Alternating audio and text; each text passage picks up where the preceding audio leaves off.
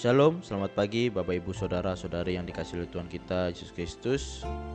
Pada pagi hari ini saya mengajak kita semuanya untuk merenungkan kebenaran firman Tuhan sebelum kita beraktivitas pada pagi hari ini. Sebelum itu marilah kita berdoa. Ya Tuhan yang bertata dalam kerajaan surga, kami ucap syukur Tuhan untuk kasih karunia Tuhan dalam kehidupan kami. Pada pagi hari ini Tuhan kami ucap syukur untuk kasih karunia Tuhan di mana Tuhan sudah memberikan nafas baru dalam kehidupan kami, dan kami sebelum itu mau beraktivitas Tuhan. Kami mau mendengarkan sedikit dari kebenaran firman-Mu. Rapi siap kami, berikan hikmat-Mu bagi kami Tuhan, supaya kami dapat mengaplikasikannya dalam kehidupan kami hari lepas hari. Terima kasih Bapa, terima kasih Roh Kudus. Kami siap mendengarkan kebenaran firman-Mu. Hanya di dalam nama Tuhan Yesus Kristus kami berdoa, amin.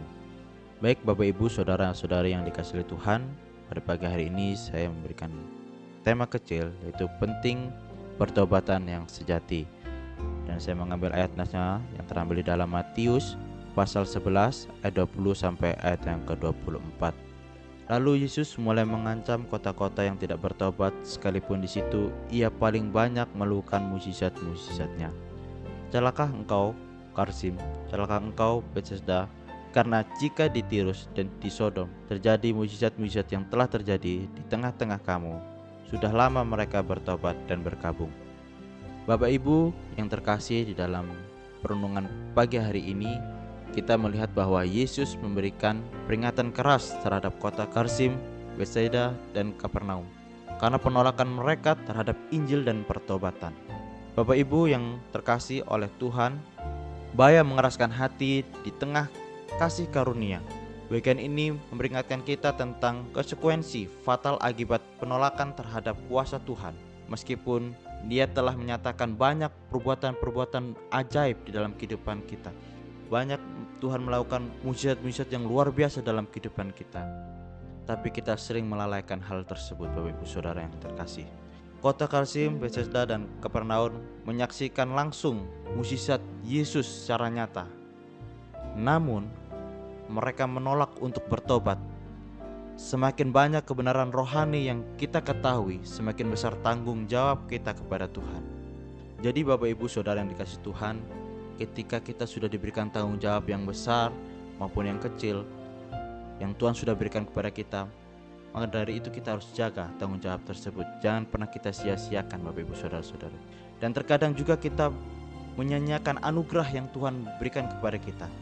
Banyak orang Kristen masa kini terbiasa atau kebal terhadap mukjizat dan firman Tuhan. Kelimpahan rohani seringkali membuat seorang menganggap remeh anugerah keselamatan. Yesus mengingatkan bahwa penolakan terhadap Injil mendatangkan murka Allah. Di sini kita dapat garis bawahi Bapak Ibu Saudara yang dikasihi Tuhan, di mana kita menolak terhadap Injil, itu terdapat murka Allah yang kita akan dapatkan. Penghakiman bagi mereka yang mengetahui kebenaran akan lebih berat daripada orang-orang yang tidak mengenal Allah, seperti Sodom atau Tirus. Tetapi mereka mau berbalik kepada Tuhan, Bapak Ibu Saudara-saudari yang dikasihi Tuhan. Jika mereka memiliki pengampunan yang berasal daripada Tuhan, mereka berbalik kepada Tuhan, sehingga mereka mendapatkan pengampunan daripada Tuhan. Dalam kehidupan Kristen sebagai orang percaya yang hidup di masa kini, kita memiliki akses penuh kepada firman Tuhan dan Roh Kudus. Jangan biarkan rutinitas ibadah membuat kita menganggap remeh anugerah keselamatan. Tuhan tidak hanya mencari orang yang rajin beragama, tetapi orang yang hidup terus diperbarui oleh firman-Nya setiap hari. Kita yakini dan percaya bahwa kalau kita mau hidup dalam lingkup daripada Tuhan, Tuhan akan terus menyertai kita, menolong kita, bahkan menopang kita ketika kita sudah melakukan pertobatan yang sejati di hadapan Tuhan. Seperti Sodom dan Tirus, Bapak Ibu Saudara, mereka mau berbalik kepada Tuhan sehingga mereka mendapatkan pengampunan daripada Tuhan. Mari kita berdoa. Ya Tuhan yang bertata dalam kerajaan surga, kami ucap syukur Tuhan untuk kasih karunia Tuhan. Pada pagi hari ini kami boleh mendengarkan kebenaran firman-Mu. Biarlah firman-Mu dapat kami aplikasikan dalam kehidupan kami hari lepas hari Tuhan. Kami dapat lakukan dalam kehidupan kami Tuhan, supaya kami menjadi berkat.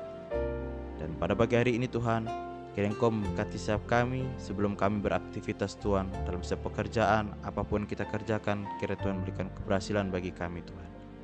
Terima kasih Bapa, terima kasih Roh Kudus.